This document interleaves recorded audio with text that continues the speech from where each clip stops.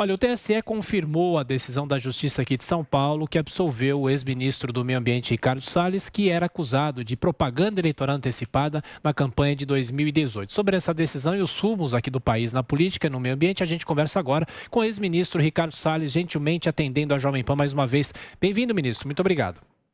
Bem-vindo, obrigado pelo convite, é sempre um prazer estar com vocês. Muito obrigado. Como é que o senhor recebe essa decisão, dessa acusação que o senhor tinha em relação a uma possível campanha antecipada? Bom, eu já tinha tido a vitória por 7-0 aqui no Tribunal Regional Eleitoral de São Paulo. Houve recurso a Brasília e agora a vitória por 6-1.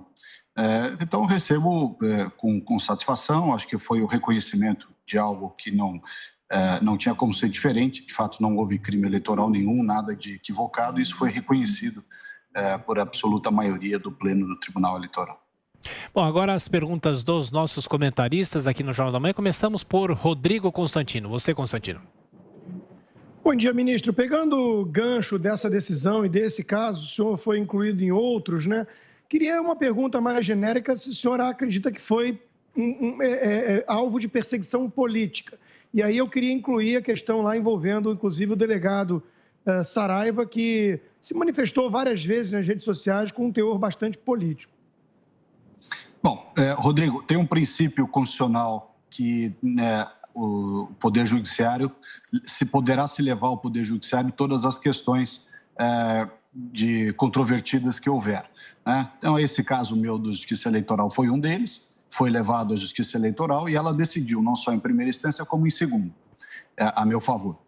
Esses outros dois casos que você se refere, um deles relativo ao delegado Saraiva, eu acho que ele está mais ligado, né, infelizmente, a um aparelhamento ideológico das nossas instituições, que infelizmente pega uma parcela, ainda que pequena, da Polícia Federal. Esses dois casos são casos, tanto o que foi iniciado por uma notícia-crime apresentada pelo Saraiva, completamente absurda, descabida, né? E o outro caso da mesma forma. Já se viu, tanto num quanto no outro, que não há ilegalidade nenhuma, não há crime nenhum, toda aquela fantasiosa narrativa só serviu para desgastar a mim e ao governo, né? E isso fica cada dia mais claro. Agora a pergunta de Diogo Schelp. Diogo. Ministro, bom dia. Seguindo na linha dessa pergunta do Constantino a respeito desses outros casos aí foram autorizados, né, essas investigações autorizadas pelo STF, o senhor saiu do cargo em junho. Gostaria de saber de que maneira isso impactou aí, ou facilitou, dificultou a sua defesa nessas investigações. Bom, a minha defesa é uma só, Diogo, dizer a verdade. A verdade é que não há, nem num caso nem no outro, absolutamente nenhum fundamento para essas absurdas acusações que foram trazidas. Quer dizer, onde já se viu dizer que o ministro e a estrutura de presidente de IBAMA, presidente de FUNAI, 4 senadores, 3 deputados federais, etc., estavam juntos para ajudar uma organização criminosa de contrabando de madeira. Quer dizer, é ridícula, não tem outra palavra para dizer do que dizer que essa é uma acusação ridícula, ela beira o ridículo, né? Então, evidentemente que isso vai ser, em algum momento, encerrado, porque não tem pé nem cabeça, mas mostra, como eu lhe disse, a fragilidade desse aparelhamento de instituições que a gente vive no Brasil, e você olha em diversas outros casos uma situação como essa. Ministro, quais são os planos profissionais do senhor na vida política agora para esse segundo semestre de 2021 e também, claro, para o ano que vem, ano eleitoral? Bom, eu sigo sendo um advogado, embora por enquanto esteja ainda naquele período de quarentena, então até o final do ano não posso voltar a advogar, a partir de janeiro do ano que vem eu posso. Por outro lado, a minha participação política, ela continua, ainda que não esteja no Ministério. Eu tenho muitos amigos na política, tanto aqui no estado de São Paulo quanto em Brasília, pessoas do Executivo, do Legislativo, da Câmara dos Deputados, do Senado e da Assembleia Legislativa. Eu vou decidir oportunamente se serei candidato a quê, né? Se serei candidato a deputado estadual, deputado federal, ou se não serei candidato. Isso é uma decisão que eu vou tomar no momento oportuno. Mas continuo sempre, e isso não é algo de hoje, né? Há 15 anos nós fundamos o Movimento Endireita Brasil. Em 2006, completa 15 anos esse ano.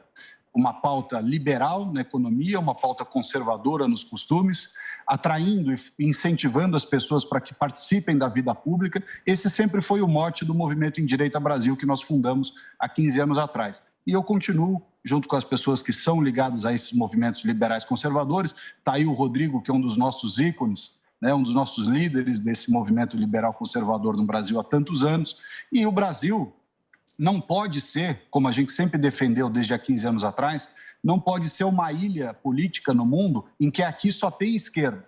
Aqui só vale discussão de visões, de posturas, de ideias de esquerda. E quem não é de esquerda, seja no aspecto econômico, seja no aspecto comportamental, né, as pautas de costumes e tudo mais, tem as suas posturas ou tem as suas visões de plano desqualificadas. Quer dizer, isso não é democracia. Democracia não pode ser de um lado só. Isso permeia, infelizmente, essa mentalidade do patrulhamento ideológico. Eu, portanto, nesses meses que você perguntou, eu pretendo me dedicar a lembrar à sociedade, aos brasileiros, enfim, que existe multiplicidade de visões e essas com a perspectiva liberal conservadora.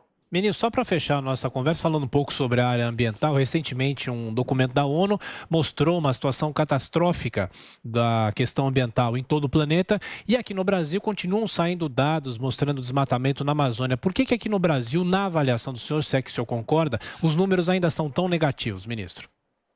Bom, eu queria ver, Tiago, um documento da ONU falando da falta de saneamento, da má gestão do lixo, enfim, da questão ambiental urbana no Brasil, que atinge os nossos 210 milhões de brasileiros. Mas esse documento dificilmente virá, porque esse assunto não tem charme, não paga viagem no exterior, não tem seminário, não paga pesquisa, nem patrocina iniciativas. De todo modo, para resolver ou para melhorar a situação do desmatamento da Amazônia, é aquilo que eu defendi desde o meu primeiro dia no Ministério. Colocar as pessoas em primeiro lugar. Enquanto você continuar ignorando os 23, 25 milhões de brasileiros que vivem com o pior índice de desenvolvimento humano, na região mais rica do Brasil em termos de recurso natural, enquanto você continuar, a turma aí do sapatênis, continuar ignorando as pessoas que vivem na Amazônia, elas também não terão condições de saírem dessa situação de miséria, de pobreza, e com isso um convite ao desrespeito ambiental. Conversamos no Jornal da Manhã com o ex-ministro do Meio Ambiente, Ricardo Salles. Muito obrigado mais uma vez e até a próxima. Obrigado, um prazer estar com vocês aqui.